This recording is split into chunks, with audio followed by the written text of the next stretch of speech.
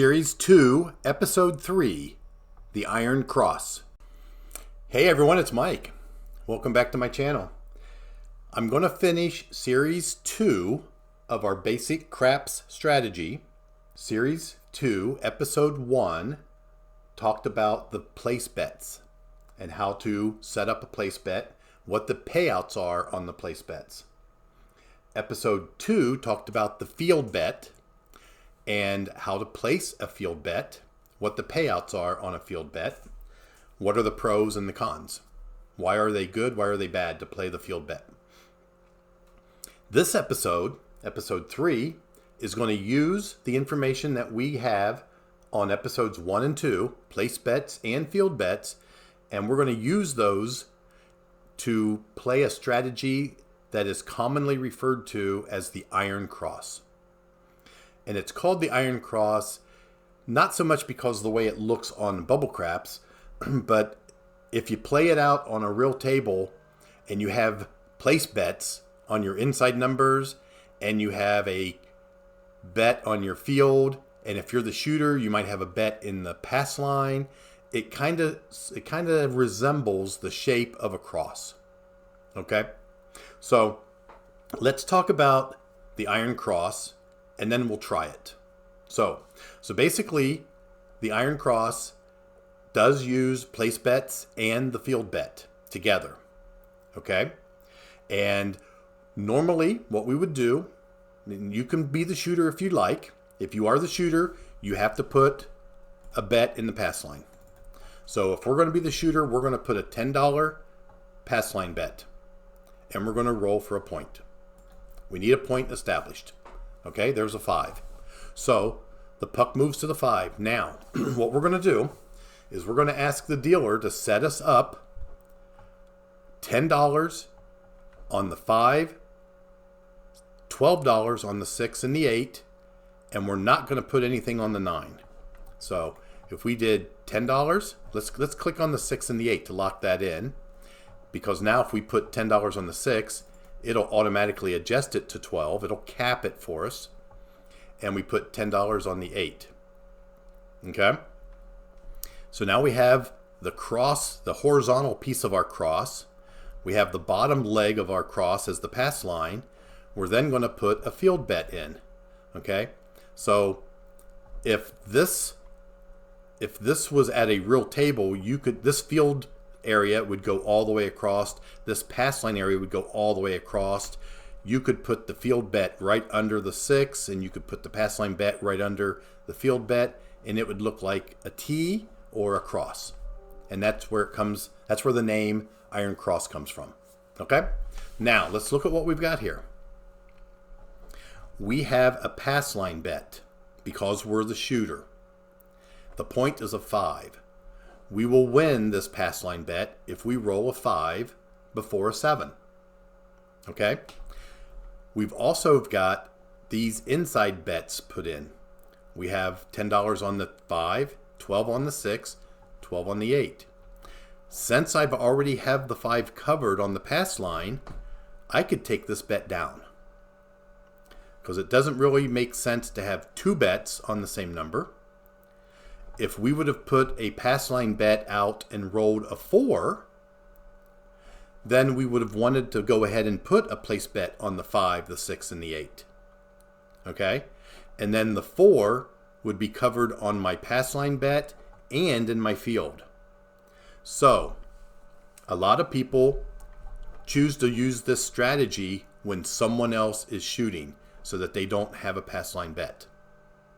Because these 3 place bets and this 1 field bet covers all the numbers on the table except the 7.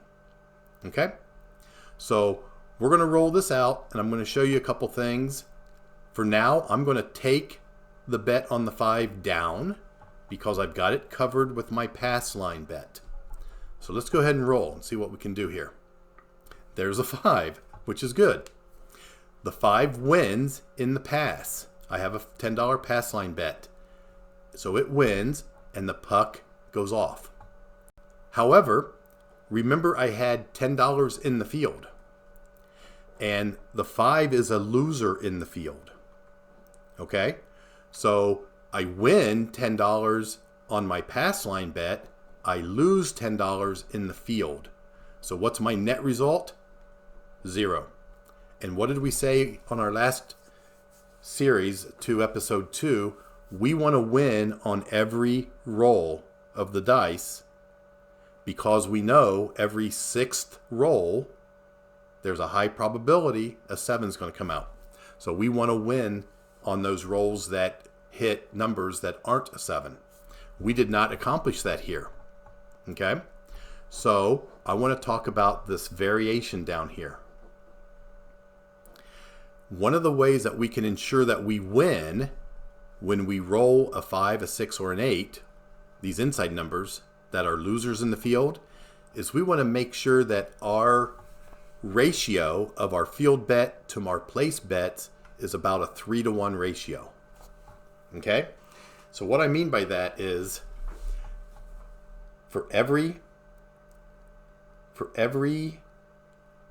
bet that we put in the field, we want to put 3 times that much out on the place bets. Okay? So let's go ahead and take these down because they're off. We can take them down. The puck is off, so let's not even have a pass line. Let's let someone else shoot the dice, roll the dice, and let's get a point. Okay, the point's a 9. So here's how this variation works. If you want to put $10 in the field, then you want to put 3 times that amount in your place bets. So we would want to put 30 on the 5, 30 on the 6, and since this is already a variation or a increment of 6, we don't have to cap it. It's already an increment of 6, and 30 on the 8. Okay? Now, if you go back to the very first episode 1, you know that these payouts on $30 is 35. But if we roll a 5, a 6, or an 8, we would win $35. We would lose $10. Okay? So you want to make sure that you're winning more than you're losing so that you can net a positive on every roll. Okay? So these win 35, you lose 10, that's 25. Okay? So I just like a variation or a ratio of 3-to-1. You could do 2-to-1. Let's say you put 20 here. 20. The cap goes to 24. Okay? And then if you go back and look at our table, $20 win on the 5, a $20 win on the 5 pays 28. We would lose 10. We would still net an $18 win. $24 on the 6 wins 28. We would lose 10. We would still net $18. So let's go ahead and roll this a little bit and see how this works out. Okay? So I've got every number covered. I have more winnings on my place bets than losing on my field bet. So if I hit a 5, 6, or 8, I should still net a profitable win. All we want to do here is avoid the 7. Did I just jinx myself? I just said all we want to do is avoid the 7, and we did. We just rolled the 7. Okay? So let's go ahead and let the next shooter establish a point. There's a 2. That's not a box number. Let's let the point get established. There's a 5. So the puck moves to the 5. I'm going to put $10 in my field, and I'm going to put $30. Let's put $20. Let's put $20 on the inside numbers, which would be capped to 24 on the 6 and 8. There we go. And let's try to make up our $78 loss. Okay, there's a 5.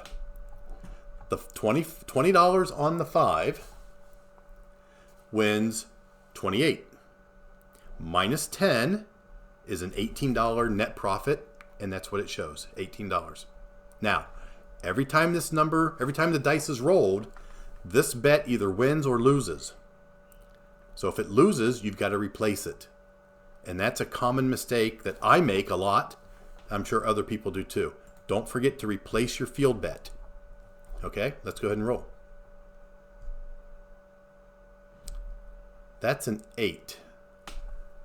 The reason we lost is because the puck was off.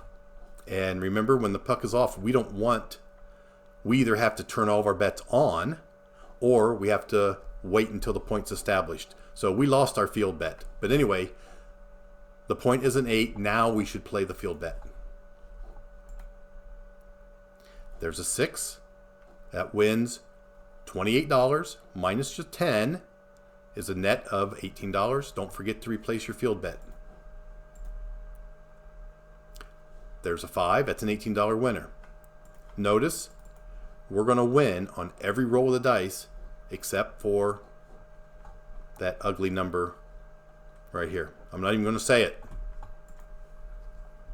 There's a 5. That's a winner. Replace your field bet. There's another 5. It's a winner. Replace your field bet. And as you can see, we are now back in profit. We've made up our $78 loss. Okay, so let's keep rolling. There's a 7 out. So now we're down $78, but we were ahead by 2, so we're down 76. Okay, so the puck is off. Wait for a point to be established. There's the 9. Puck moves to the 9. Let's do it my 3-to-1 ratio, because we got to make up this $76. $10 in the field, 30 on the 5, 30 on the 6, because it's already increments of 6, and 30 on the 8. These bets will win 35. Minus your $10 loss in the field, we should net 25. So 3 hits, we'll be back to even, or within $1. There's an 8. There's a $25 winner. Replace your field. There's an 8. Another $25 winner. Replace your field.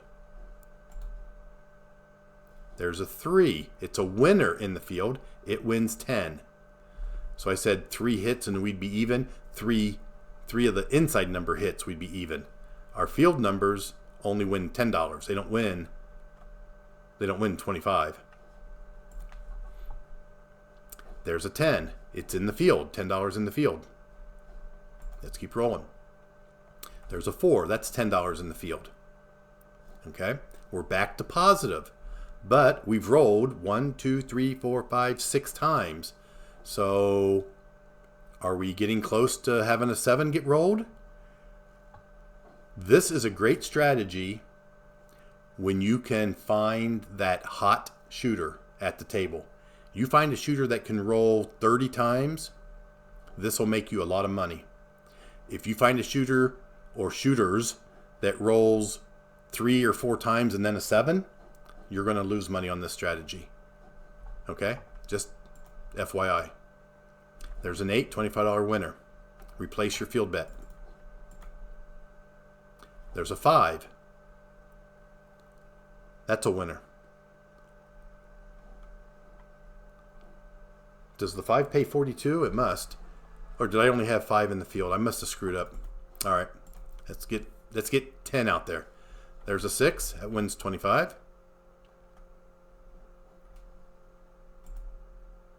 Oops, I forgot to put the field bet out, and I rolled a 7. So I lost $90 there. Okay? So I'm net -4. Do we have time for one more shooter? Yeah, we probably do. Let's go ahead and get a point. Point is an 8. Let's put $10 in the field. Let's put $30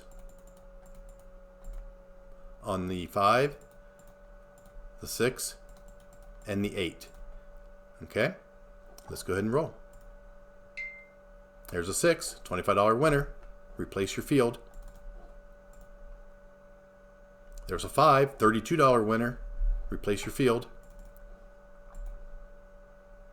There's a 6, $25 winner. Replace the field. I keep saying replace the field to remind myself. to replace the field. Not because I like saying it, but I have forgotten in the past. There's a 9. The 9 is a winner in the field. I don't have to replace the field. It's a winner. The dealer's going to just pay you your $10. You can pick that $10 up, put it in your rack, leave your bet in play. There's another 9, $10 winner. There's a 4. That's a winner in the field. You're going to win on every roll of the dice except for the ugly number. Okay? So that's a very common strategy. It's called the Iron Cross. I'm going to probably show a couple other variations of the Iron Cross, because a lot of people have taken this strategy and have put other spins on it, another type of a variation on it that helps them in their thought process win more. So I'll show you a couple of those. But for now, I think we're going to leave that here at this point. This is called the Iron Cross. It is our basic craps strategy using a combination of place bets and field bets.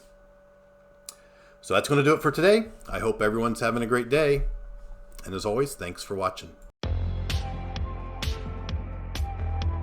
Hey guys, if you made it this far, please check out these other craps related channels.